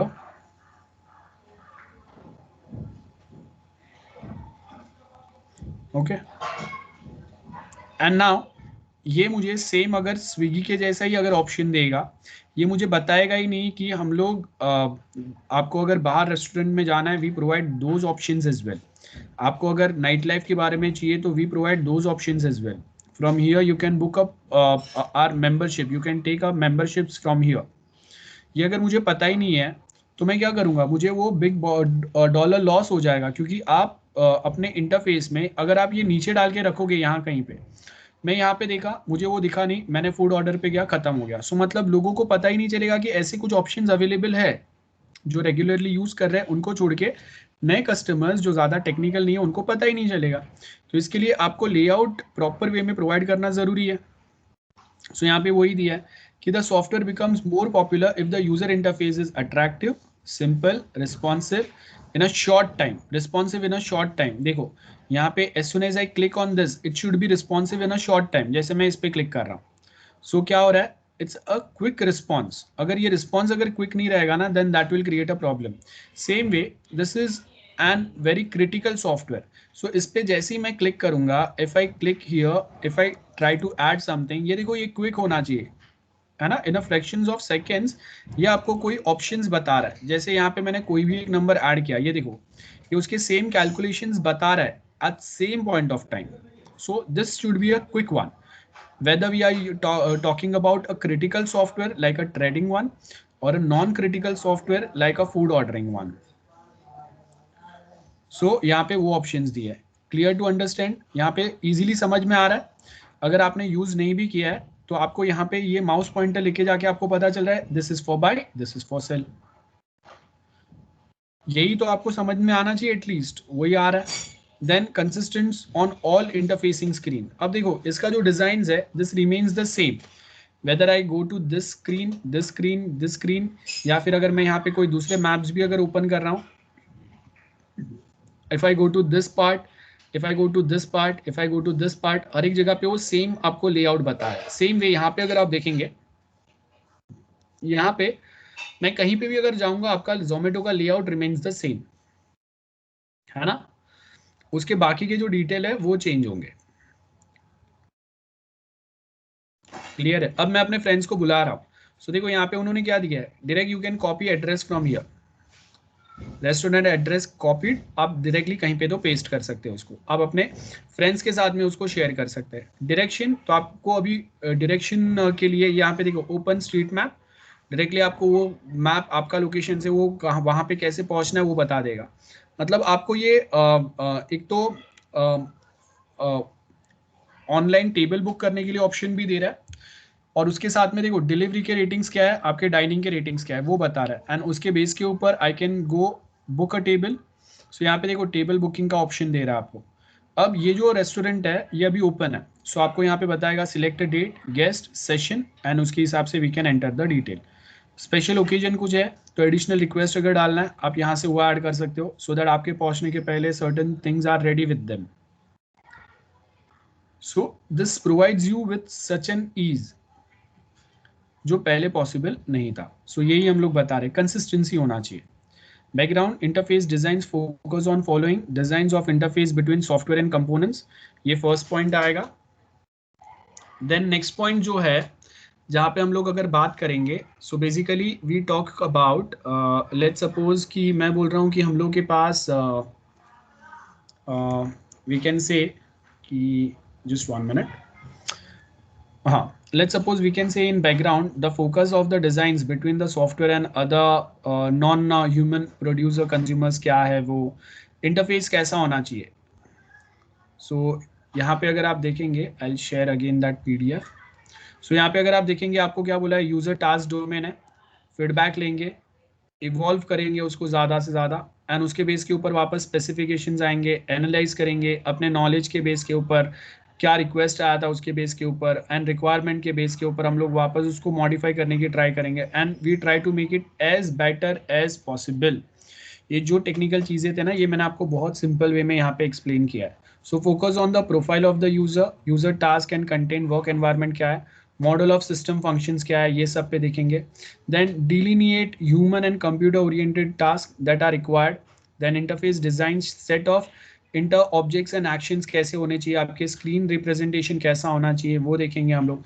prototype अगर उसको बताना है जिसके बेस के ऊपर कंप्लीट आपका कंस्ट्रक्शन होगा तो प्रोटोटाइप भी ऐसा ही होना चाहिए जहाँ पे हम लोग बता सके। जैसे अगर मुझे प्रोटोटाइप बताना है जो हम लोगों ने पहले स्विगी या जोमेटो का देखा, तो वहाँ पे मैं वर्किंग मॉडल नहीं बताऊंगा लेकिन prototype remains the same, right. Then interface validation क्या बोला, implement every user task correctly, easy to use and easy to learn, user acceptance जो है वो सिंपल हो जाएगा अगर वो वैसा रहेगा तो। जैसे यहाँ पे आपको क्या दिया है, इंटरफेस डिजाइन, यहाँ पे आपको बोला है interface validation, then user task and environment analysis, उसके बेस के ऊपर इंटरफेस डिजाइंस बनेंगे, देन उसके बेस के ऊपर हम लोग का इंप्लीमेंटेशन होगा, and same cycle will go on, है ना। तो ये सेम काम इंप्रूवमेंट्स जो है वो कंटिन्यूसली चलते रहेंगे। आप भी कोई मोबाइल एप्लीकेशंस भी अगर यूज कर रहे हैं, कोई दूसरे एप्लीकेशंस यूज कर रहे हैं, आपने भी ये सेम चीज नोटिस किया रहेगा। सो गोल्डन रूल्स क्या है of user interface design, place a user in a control of the interface, reduce users memory load, उसको ज़्यादा ऑप्शंस याद रखने की ज़रूरत ना पड़े, क्योंकि मैंने फूड अगर ऑर्डर करना है यहाँ पे क्लिक करना पड़ेगा, अब चेकआउट के लिए यहाँ पे क्लिक करना पड़ेगा, उसको उसके दिमाग पे ज़्यादा लोड मत दो, आप सिंपल चीज़ें बताओ। जैसे स्विगी में हम लोगों ने देखा ना, मैं यहाँ पे ऐड करूँगा, बाजू में ही मुझे कार्ड दिख रहा था, जोमेटो में ऐड करते जाऊँगा, नीचे कार्ड था, वहाँ पे क्लिक करूँगा तो वापस वो कार्ड मुझे अलग से एक लाइट वेट विंडो वही प्लेस पे ओपन हो रहा था। मतलब अब क्या है, आप कार्ट पे लेके जा रहे हो यूजर को, और उसके लिए अगर आप पूरा एक नया विंडो ओपन करेंगे ना तो क्या होगा कि वापस वो प्रीवियस कौन से विंडो पे था वो ढूंढने में उसको कभी कभी प्रॉब्लम होगा। तो मैंने 4-5 फूड आइटम्स ऑर्डर कर दिए, बाद में मुझे पता चला कि नहीं ये मेरे बजट के बाहर जा रहे हैं, तो एक आध दो मुझे कैंसिल करना है। अब आप कार्ट के लिए उसको दूसरे पेज पे लेके गए, एंड ऑर्डर कैंसिल करने के लिए वापस अब सपोज उसको दूसरे पेज पे आना है, या ऑलरेडी जो उसने ऑर्डर ऐड किया था उसकी जगह पे कोई दूसरे ऑर्डर पे लाना है, तो क्या हो गया, कंफ्यूजन हो गया उसको। तो अब जो जोमेटो अगर स्विगी से सिंपल वे में ये चीज़ें बता रहा है, तो मैं एक बार स्विगी यूज़ करूंगा तो बाद में सर्टन फूड जो है आपको दोनों प्लेस पे सेम प्राइस पे ही मिलेंगे ना, सेम होटल से सेल कर रहा है। तो अभी आपको कंपटीशन में रहने के लिए चीज़ें आप जितना सिंपल बनाएंगे उतना ज़्यादा कस्टमर्स आप होल्ड कर पाएंगे। सो यहाँ पे क्या बोला है, place the user controls, like जो काम के उतने रखो, अननेसेसरी या अनडिजायर्ड एक्शंस रिक्वायर्ड नहीं है। The user shall be able to enter और एग्जिट मोड विद लिटिल और no efforts, for example spelling check है, एडिट टेक्स्ट है। तो अब देखो मैं जब यहाँ पे सर्च विंडो में अगर जा रहा हूँ, if I go to search window of this application, तो ये सर्च विंडो में मुझे सब कुछ एंटर करने की जरूरत नहीं है। मैं अगर सिर्फ पिज्जा लिखूंगा ना, सो वो क्या करेगा, अब देखो मैं यहाँ पे अगर स्पेलिंग मिस्टेक कर रहा हूँ, ठीक है, सो भी वो मुझे क्या बता रहा है, पिज्जा आएगा, स्पेलिंग मेरा रॉन्ग है। सो मतलब क्या है, वो ऑटोमेटिकली करेक्ट कर रहा है उसको, कि पता है कि बहुत बार लोग जो है वो ये मिस्टेक करेंगे। अब यहाँ पे मैं अगर पंजाबी लिख रहा हूँ, सो मैंने यहाँ पे सपोज ये देखो स्पेलिंग मिस्टेक किया, तो वो क्या कर रहा है, तो भी वो आपको सेम पंजाबी डिशेस बता रहा है। गेटिंग? सो ये हम लोगों का मेन बेनिफिट होता है कि आप जब अगर सिंपल यूजर इंटरफेसेस बताएंगे तो वो टाइम पे आपको ये सारे पॉइंट्स के ऊपर भी फोकस करना है, क्योंकि ये हमेशा मिस्टेक होंगे। गूगल ऑटोमेटिक आपके स्पेलिंग करेक्ट करता है ना, आप जब अगर कुछ चेक करते हैं तो provides a flexible interaction. The user shall be able to perform same action via keyboard as well as with some commands or mouse movement or voice recognition. अब same thing is applied on Zomato या Swiggy और some other places as well. यहाँ पे देखो आपके पास voice control यहाँ पे मिलेगा, जैसे हम लोग के फ़ोन में वॉइस कंट्रोल होता है। तो सपोज अगर मैंने लास्ट टाइम स्विगी से ये सेम फूड ऑर्डर किया था which is there in my cart, this is my cart. अब देखो यहाँ पे अगेन एक very interesting thing is there, मैं यहाँ से, यहाँ पे दिख रहा है आपको, मैं यहाँ पे अब जा रहा हूँ जब, तो यहाँ पे अगर मैं सिर्फ यहाँ पे मैं अगर जा रहा हूँ तो आपको देखो यहाँ पे जो है ना वो अपना कार्ड बता रहा है आपको, मुझे वो कार्ड पे जाने की जरूरत नहीं है। अगर मैं व्यू फुल मेन्यू करूंगा तो यहाँ से वो सेम रेस्टोरेंट का मेन्यू वापस ओपन हो रहा है ना। मैंने सिर्फ व्यू फुल मेन्यू, यहाँ से मैं चेकआउट कर सकता हूँ, एंड अगर मैं यहाँ पे जाऊंगा तो फिर आपको यहाँ से भी आपको वो सेम ऑप्शन आएगा, बराबर है। सो अब हम लोग क्या बोल रहे हैं कि आपको, जैसे हम लोगों ने यहाँ पे बोला कि आपके पास ये सेम चीजें जो है वो कमांड से चलनी चाहिए। सो अब यहाँ पे मैं ये सर्टेन चीजें जो है, अब ये यहाँ पे मुझे कोई कीबोर्ड से यूज करने की जरूरत नहीं है, मैं माउस से ये सारी चीजें कर रहा हूँ ना, just on one click, and at same point of time ये प्रोडक्ट ये सेम मेन्यू मैंने ऑर्डर किया हुआ है। अब कल अगर मुझे ये वापस सेम चीजें अगर ऑर्डर करना है, I just go to my phone, Alexa या गूगल असिस्टेंट या सीरी जो भी कोई है, आई कैन जस्ट से कि okay repeat my previous order, तो वो क्या करेगा, सेम मेरा प्रीवियस ऑर्डर जो है वो वापस रिपीट करके बता देगा मुझे, है ना। तो वो again one of the main beneficial task is there, जहाँ पे वापस मुझे उतना मेहनत करने की जरूरत नहीं पड़ेगी, क्योंकि वो सेम काम कौन कर रहा है मेरे लिए, जो हम लोगों के वॉइस असिस्टेंट है वो कर रहे हैं मेरे लिए ये सेम काम। गेटिंग? सो वो आपका बेनिफिट हो गया कि आपके पास वॉइस असिस्टेंट है, तो जो हम लोग GUI की बात कर रहे हैं वहां पे भी ये सेम वॉइस असिस्टेंट आपके लिए वो सेम काम करके देंगे आपको। अब नेक्स्ट अगर आप देखेंगे, आपको सर्टन सेम ऑप्शंस यहाँ पे दिए हुए हैं कि जहाँ पे हम लोग कोई एक ऑप्शंस कैसे वर्कआउट कर सकते हैं। फॉर एग्जाम्पल मुझे ये सेम चीज़ें जो है वो मोबाइल में एक्सेस करना है। अब देखो मोबाइल के अंदर है ना, बेस्ट एग्जाम्पल है हम लोग का कि जहाँ पे जो एंड्रॉयड है, किसी को आपको कॉल लगाना है, आप हैंड्स फ्री पे है, आपके पास ब्लूटूथ हेडफोन्स है, तो आप डायरेक्टली वहां पे एक या दो टैप में आप सेम अपने जो वॉइस असिस्टेंट है उनको एक्टिवेट करके वो सेम काम कर सकते हैं। सो टाइम टू टाइम आपका जो डेफिनेशन है ना यूजर इंटरफेस का, वो डेफिनेशन पूरा चेंज हो गया आज के टाइम पे। पहले जो हम लोग का डेफिनेशन था दैट वाज समथिंग डिफरेंट, और आज का definition that is again a different one. Getting? पहले हम लोग का जो डेफिनेशन था उसमें आपको यूजर के लिए चीजें सिंपल करने दें। अब आज के टाइम पे अगर यहाँ पे वो चीजें डिफिकल्ट भी है या फिर अगर यूजर को नहीं भी पता है, वो डायरेक्टली वॉइस कमांड से वो सेम चीजें एक्सेस कर रहा है ना। I hope this is very clear to everyone. Okay, अब ये जो है ना, यहाँ से हम लोग गोल्डन रूल्स जो है, यहाँ से मुझे आपको और भी कुछ पॉइंट्स बताने हैं, तो वो मैं आपको नेक्स्ट टाइम कराऊंगा, आज नहीं करा रहा हूँ। अभी आपको कुछ डाउट्स है तो बताओ।